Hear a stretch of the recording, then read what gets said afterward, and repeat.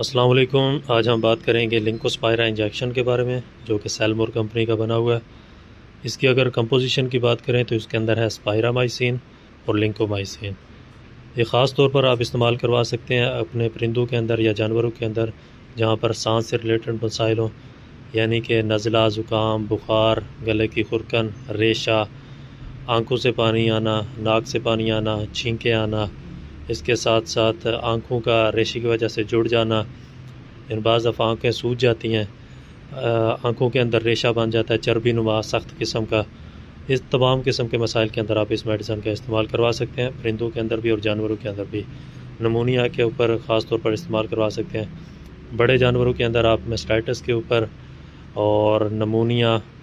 اس کے ساتھ ساتھ نظام نظام، نظام تنفس، پھیپھڑوں، تھنوں، گردوں اور جوڑوں کی سوزش کے حوالے سے، یعنی اوورآل ایک اچھا قسم کا اینٹی بائیوٹک ہے، تمام بیماری کے اوپر کام کر جاتا ہے۔ جہاں پہ آپ کو سمجھ نہیں آ رہی وہاں پہ بھی آپ اس کو استعمال کروا سکتے ہیں۔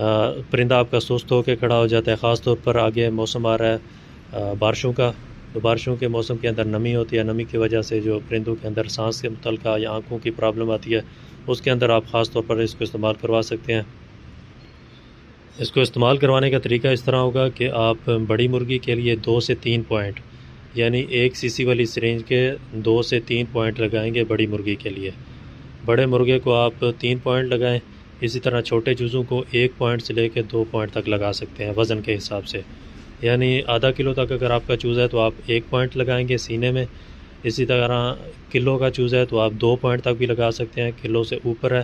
2 کلو یا 3 کلو اس کو آپ 3 پوائنٹ لگائیں گے۔